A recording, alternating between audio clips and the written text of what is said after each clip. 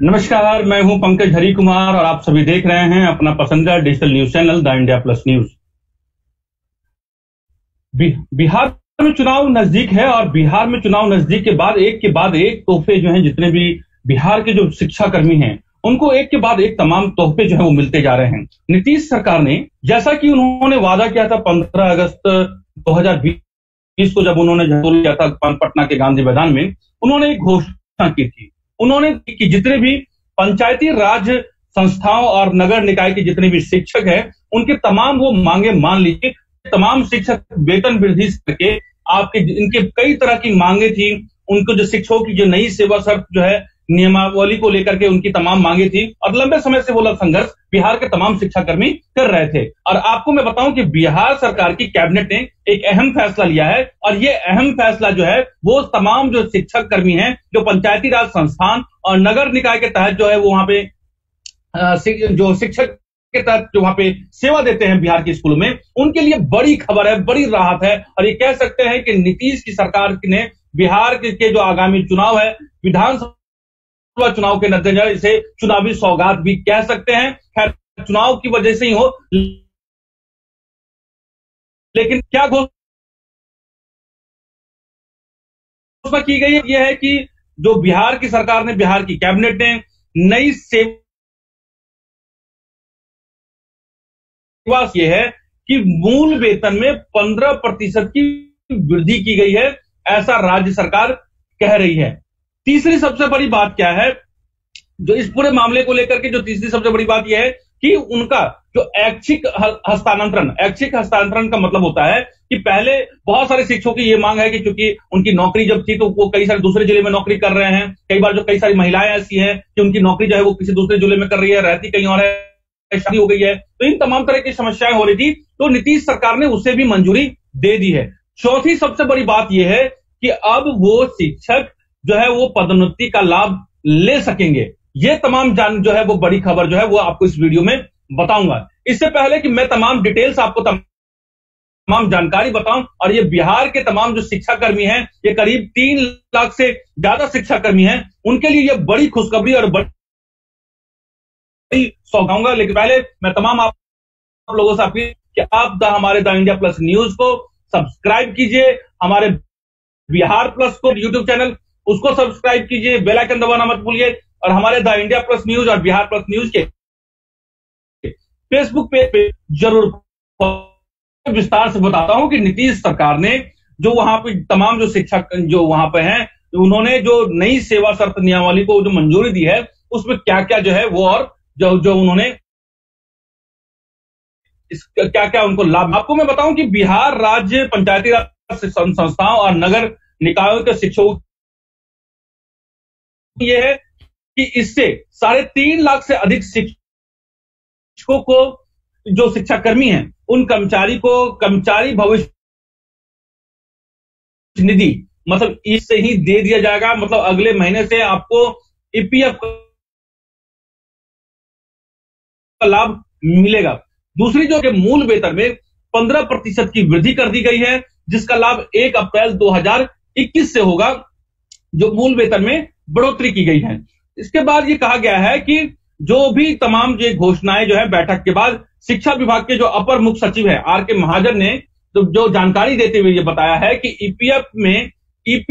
में 13% हिस्सा राज्य सरकार देगी, जिसमें 12% शिक्षकों के पीएफ खाते में जाएगी। तो पीएफ खाते को भी सरकार ये कह रही है कि जो राज्य सरकार पीएफ में जो 12% देगी, जाहिर सी बात है जो 12% सरकार देगी तो शिक्षकों को भी उतने पीएफ में आधा जो अमाउंट शिक्षकों को भी जमा करना होगा। तो 12% जो पीएफ में जो सरकार देगी, ये एक तरीके से सरकार ये कह रही है कि ये एक तरीके से वेतन वृद्धि ही है। दूसरी बात सरकार ये कह रही है कि 1% राशि जो है वो ईपीएफओ को जाएगी, ये राज्य सरकार उस ईपीएफओ में जमा कराएगी। इस तरीके से शिक्षक भी 12% अपनी हिस्सेदारी, जैसा कि मैं कह चुका हूं आपको कि वो पीएफ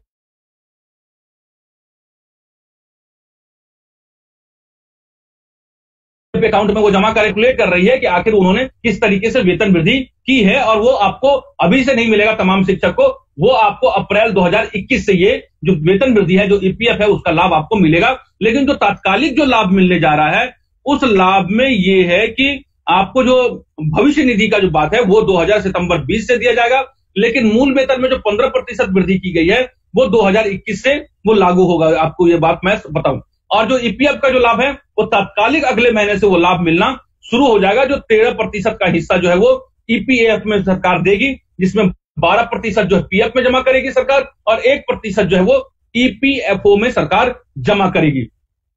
इसके साथ मैं बताऊं कि जितने भी शिक्षा कर्मी हैं, जो आपको शिक्षा कर्मी जो पंचायती राज संस्थान और नगर निकाय के तहत जिन शिक्षकों की जो नई सेवा शर्त को जो है मंजूरी दी गई है, इनके तहत जो है आपको मैं बताऊं कि पेंशन का भी लाभ मिलेगा। पहले इनको जो है पेंशन का लाभ नहीं मिलता, लेकिन अब पेंशन की जो मांग थी उन्हें भी मांग लिया गया है। अब जो ये तमाम जो शिक्षक है, जो करीब 3.5 लाख के आसपास के शिक्षक हैं, इन तमाम शिक्षकों को पेंशन का भी लाभ मिलेगा। ये सबसे बड़ी बात ये है जो सरकार ने मान ली है। इतना ही नहीं, इन्होंने ये कहा है कि अगर शिक्षकों की जो नौकरी के दरमियान अगर मृत्यु हो जाती है, वो मौत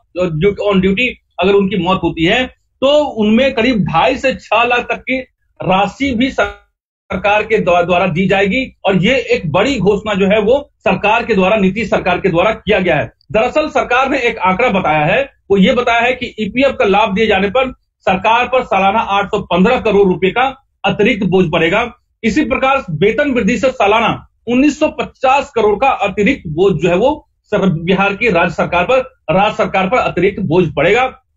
जैसा कि मैं आपको बार बार ये दोबारा बता रहा हूं कि 15% की वेतन बढ़ोतरी जो है वो राज्य सरकार ने किया है। 3.5 लाख शिक्षकों को इसका सीधा सीधा लाभ मिलेगा, लेकिन ये वेतन वृद्धि जो है वो अप्रैल 2021 से लागू होगा। लेकिन जो सरकार ने कहा है, जो 13% हिस्सा ईपीएफ में जो सरकार देगी, जिसमें 12% पीएफ खाते में और 1% ईपीएफओ में जो मिलेगा, वो आपको अगले सितंबर 2020 से लागू हो जाएगा। और इससे राज्य सरकार पर कुल 2765 करोड़ का जो है अतिरिक्त बोझ आपको सरकार के राजस्व पर पड़ेगा, अतिरिक्त खर्चा सरकार को वहन करना पड़ेगा। सरकार ने एक दलील ये दी है कि उस सरकार ये जो 15% वेतन वृद्धि की जो बात कह रही है, नीतीश सरकार की कैबिनेट ने जो मंजूरी दे दी है, सरकार की तरफ से ये कहा गया है, बिहार सरकार की तरफ से उनकी इच्छा ये थी कि वो तात्कालिक प्रभाव से वेतन वृद्धि 15% जो है वो लागू हो जाए, लेकिन वो करने में असक्षम है क्योंकि कोरोना का टाइम समय चल रहा है और कोरोना की वजह से जो है राजस्व में जो है जबरदस्त जो है बिहार सरकार को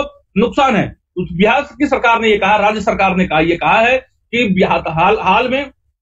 पिछले जो 4-5 महीनों से करीब 33% जो है वो राजस्व में कमी आई है और सरकार के खजाने पर जो है अतिरिक्त बोझ जो है वो आप जो है इस वक्त सरकार नहीं ले सकती है, लेकिन वो मंजूरी मिल गई है। ये बात तय है कि जो जितने भी शिक्षक हैं उन्हें अप्रैल 2021 से उन्हें बढ़ा हुआ वेतन मिलेगा। ये बात जो है सरकार ने बिल्कुल अपनी बात में साफ साफ कही है। दूसरी बात ये कही है, बहुत जो है अहम जानकारी में अब तमाम बिहार के जितने भी शिक्षक कर्मी हैं उनको मैं बता रहा हूं। वो एक जानकारी उन्होंने सरकार ने जो कही है कि माध्यमिक और उच्च माध्यमिक जो विद्यालय की नियुक्ति में 1 साल तक जो अतिथि शिक्षक हैं के रूप में कार्य करने वाले मेधा अंक में 5 अंकों का वेटेज मिलेगा। और कल हमने एक वीडियो में बताया था कि जितने भी अतिथि शिक्षक हैं उनके भी जो सैलरी है, उनकी भी वेतन को मंजूरी दे दी है। और अतिथि शिक्षक जो पूरे देश भर में,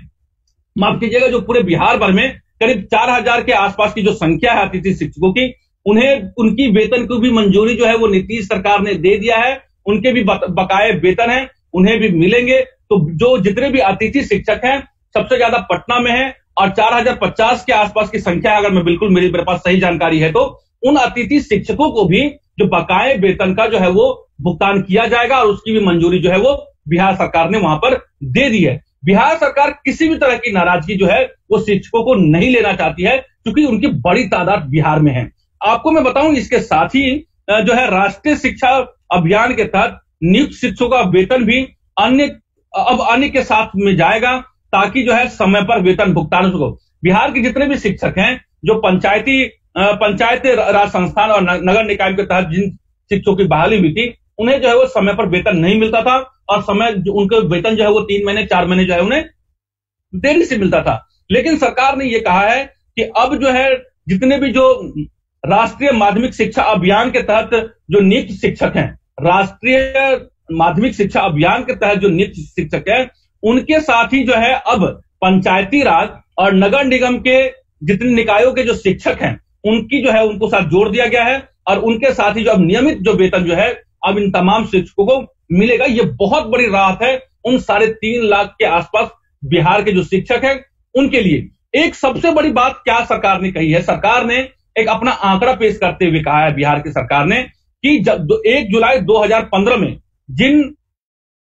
नई शिक्षा प्रणाली को, जिन शिक्षकों की नई सेवा शर्त जो नियम है उनको राज्य सरकार बिहार की जो नीतीश सरकार ने मंजूरी दी है, जो पंचायती राज संस्थान और नगर निकाय के जो शिक्षक है जिसकी जो बहाली हुई थी, उनका ये सरकार का यह कहना है कि इनकी बहाली जो है 1 जुलाई 2015 को जो है वो बहाली हुई थी। और अभी जो देखें कि 2020 तक में सरकार ये कह रही है कि अगर हम इस 5 साल के जो आंकड़े देखें और जो वेतन वृद्धि की गई है, पहली बार 2020 जो है उस समय 2015 में 20% की वृद्धि की गई थी, 2017 में जो है 17% की वृद्धि की गई थी और अभी जो है वर्तमान में ईपीएफ को मिलाकर के 20% की वृद्धि जो है वो सरकार ये करने जा रही है। तो ये सरकार ये कह रही है कि पिछले 5 साल में जो शिक्षक हैं उनको 60% की वृद्धि जो है वो उनके वेतन में हुआ है और वाकई में जो है शिक्षकों की वेतन जो वहां देखें, जो सरकार की जो हालात हैं और जो वहां पे हैं वो एक बहुत बड़ी राहत कह सकते हैं और शिक्षकों के वेतन में लगातार वृद्धि वहां पर हुई है। इसके साथ सरकार ने, बिहार की सरकार ने, मैं जितने भी शिक्षक हैं उनको एक जानकारी मैं बता दूं कि उन्हें ऐच्छिक हस्तांतरण का लाभ सरकार ने दिया है, लेकिन इसमें एक शर्त है जो सरकार ने वहां पे जोड़ दिया है। दरअसल महिला और दिव्यांग शिक्षकों तथा पुस्तकालय के अध्यक्षों को अपनी नियोजन इकाई तथा अपने जिले से बाहर एक बार ऐच्छिक हस्तांतरण का लाभ मिलेगा। ये जो है सरकार ने जो है वो एक कंडीशनल जो है वो उन्होंने, लेकिन एक कदम से कह सकते हैं कि उनकी मांगे जो है वो मान ली गई है और ये बहुत बड़ी राहत है क्योंकि बिहार में जितने भी शिक्षक है, जो बहुत सारी महिलाएं हैं जिनकी शादी हो गई है और वो जो नौकरियां करती है उनके सामने ये बहुत बड़ी चुनौती थी और इन तमाम तरह की परेशानियों का सामना करना पड़ता था। वो बीएलओ का चक्कर काटती थी, कई बार जो है इस वजह से स्कूल नहीं जा पाती थी वो, और तमाम तरह की उनके सामने परेशानियां थी। लेकिन सरकार ने सशर्त जो है वो एक बार जो है वो पूरे अपने कार्यकाल में अभी तक जो सरकार ने जो प्रावधान किया है वो एक बार ऐच्छिक हस्तांतरण का लाभ मिल सकता है। उसमें महिला, दिव्यांग शिक्षक और पुस्तकालय अध्यक्ष को ये बात जो है वो उन्होंने ये सुविधा दी है। वही पुरुष शिक्षकों तथा पुस्तकालय के जो अध्यक्ष है इनका लाभ आपसी सहमति के आधार पर मिलेगा। मतलब महिला और दिव्यांग शिक्षकों को जो है, आपको मैं बताऊं कि और जो पुस्तकालय के जो अध्यक्ष हैं, महिला, दिव्यांग शिक्षकों और पुस्तकालय के अध्यक्ष जो है को अपने नियोजन इकाई अपने जिले से बाहर ऐच्छिक मिल सकता है। लेकिन वहीं जो पुरुष जो है और पुस्तकालय के जो अध्यक्षों को इनकी अगर आपसे सहमति बन जाती है, मान लीजिए कोई किसी दूसरे जिले में है, कि कोई दूसरा जो किसी दूसरे जिले में है, अगर वो आपस में एक्सचेंज करना चाहते हैं, आपसी सहमति बन जाती है, तो आपसी सहमति के आधार पर उनको ये परस्पर लाभ मिलेगा। और आपको बताऊं कि कई महिला शिक्षक थी जो शादी से पहले और नियुक्ति हुई थी, बाद में उन्हें दिक्कत होने लगी थी, तो ऐसे में जो महिला शिक्षक है इसका सबसे ज्यादा लाभ जो है वो महिला शिक्षकों को मिलेगा। ये बात जो है बहुत बड़ी राहत जो है बिहार की सरकार ने वो दी है। एक जो सबसे और बड़ी बात है, जो इन तमाम 3.5 लाख शिक्षकों को जो लाभ मिला है उसमें यह है पदोन्नति का लाभ। सरकार ने प्राथमिक से मध्य विद्यालय और मध्य विद्यालय से उच्च योग्य शिक्षकों को पदोन्नति होगी। इस बात की मंजूरी बिहार सरकार ने दे दी है और मध्य और उच्चतर माध्यमिक विद्यालय में 50% पद जो है वो पदोन्नति से ही भरे जाएंगे। ये बात भी जो है बिहार सरकार ने अपनी नई घोषणा में कही है। वे अब अध्यापक भी बन सकते हैं इस पदोन्नति के साथ जो है इतनी बड़ी जो है घोषणा बिहार की सरकार ने की है। एक लंबा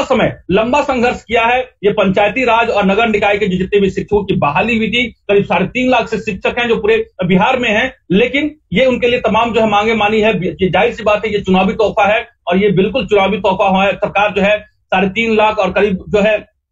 शिक्षक हो गए तो 3.5 लाख परिवार हो गए, और इतना ही नहीं जिसमें अतिथि शिक्षक के अलावा आपको मैं तमाम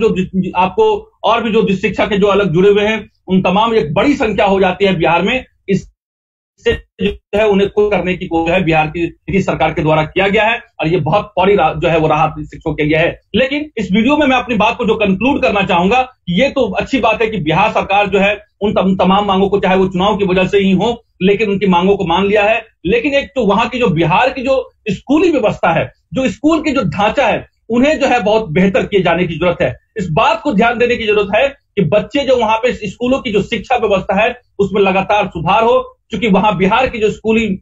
के जो इंफ्रास्ट्रक्चर है, स्कूल में जो सुविधाएं हैं बहुत ही दयनीय है। ये किसी से बात छिपी नहीं है। सरकार जब इतना पैसा लगातार शिक्षकों के ऊपर खर्च कर रही है तो शिक्षकों की भी जिम्मेदारी बनती है कि वो भी जो है समय पर स्कूल जाएं और स्कूल के और बिहार के जो भविष्य के निर्माण के लिए उन बच्चों को बेहतर शिक्षा प्रदान करें, उनके लिए बच्चों के लिए वो जो है अपनी नैतिक जिम्मेदारी को निभाएं और स्कूल के हालात कैसा बेहतर हो, बच्चों के कैसे से ज्यादा वहां पे दाखिले हो सके, बच्चे कैसे मेधावी बन सके, इन तमाम चीजों को भी सब जो बिहार की जो शिक्षा व्यवस्था को तब तक सुधारा नहीं जा सकता है जब तक उसमें शिक्षकों का भी सहयोग नहीं मिलेगा।